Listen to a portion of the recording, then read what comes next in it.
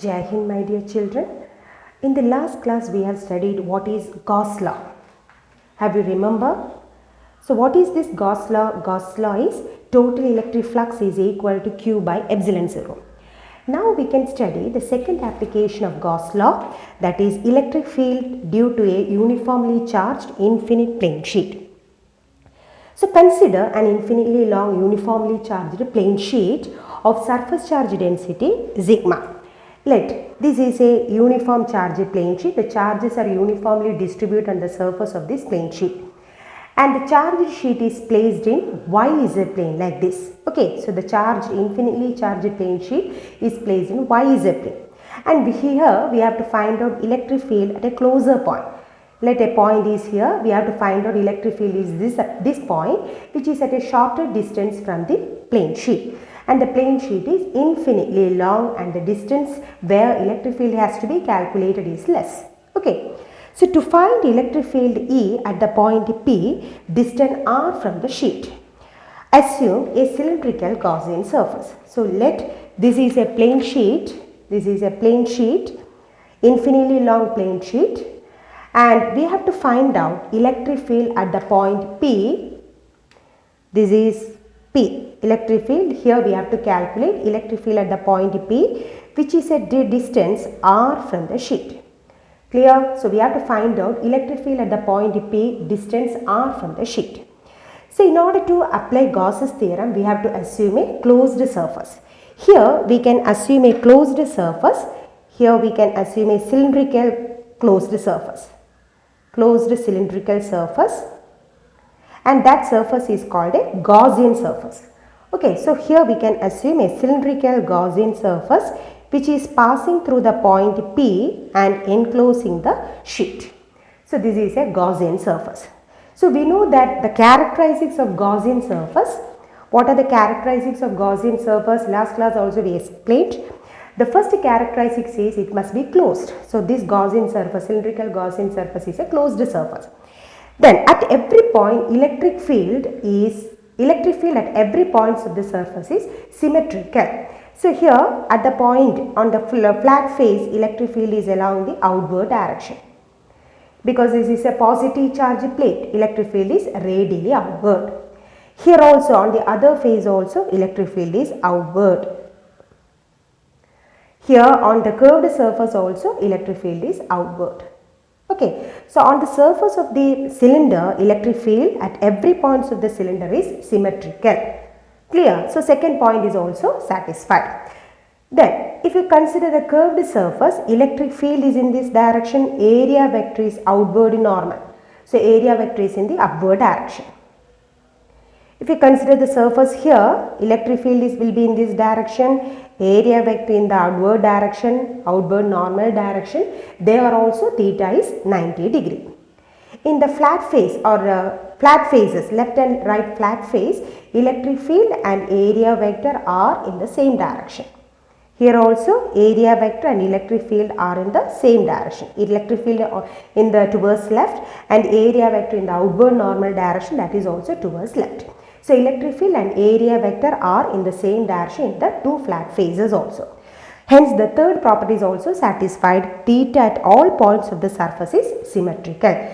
In the two flat faces it is theta is equal to 0 degree, and in the curved face theta is equal to 90 degree. Clear? So, here the cylindrical surface acts as the Gaussian surface. Now, we can find out the electric flux. So, electric flux is given by, we have electric flux phi is equal to closed integral E dot ds. Clear? Now, total flux can also be written as, here in the cylinder how many faces are there? 3 faces are there. The flat face, 2 flat faces and the curved face. So, we can write flux through the left face, flat face, plus flux through the right face, plus flux through the curved face is equal to, find out the flux through the left face. Here in the left region electric field and area vector are in the same direction. Therefore, this can be written as E S cos theta But in the left face, what is theta? 0, because electric field and area vector are in the same direction. So cos 0 plus flux through the right region, that is ES. Here also electric field and area vector are in the same direction, therefore there also cos 0. Plus in the curved region, electric field and area vector are perpendicular, therefore ES cos 90. We know cos 0 is 1, therefore this is ES. Here also ES, cos 90 equal to 0, therefore 0. So total electric flux can be written as 2ES. That is the first equation. So electric flux, the total electric flux from the general expression can be written as phi equals 2ES. Then applying Gauss's theorem. We have the Gauss's theorem, phi equals 1 by epsilon 0 into Q. 1 by epsilon 0 times the charge enclosed. Here the charges are uniformly distributed on the surface of the plane sheet. Therefore, we can use the surface charge density, which is represented by sigma. Sigma is equal to, we know sigma is equal to charge divided by area. Here S be the surface area of cross-sectional area. So charge enclosed by the cross-sectional area, here the charge enclosed by this area is equal to charge equal to sigma into S. So substituting, we can write phi equals 1 by epsilon 0 into Q. What is Q? Sigma S. So phi is equal to sigma S divided by epsilon 0, that can be taken as the second equation. Then if you check the first equation and second equation, both are equal, left side equal, therefore we can equate the right hand side. 2Es is equal to sigma S divided by epsilon 0. S get cancelled, electric field is equal to sigma divided by 2 epsilon 0. So electric field at a point distant r, okay, distant r from the plane sheet is given by E equal sigma divided by 2 epsilon 0. Now in vector form, this can be written as vector E equals sigma divided by 2 epsilon 0 into the direction of area. Electric field is in the outward normal direction, therefore it can be represented by n cap. So n cap represents the direction of electric field in the outward direction, radially outward direction. Now from the formula it is shown that electric field does not depend on distance, isn't it? In the formula itself, E equal to sigma by 2 epsilon 0. That means we can say that electric field is independent of distance.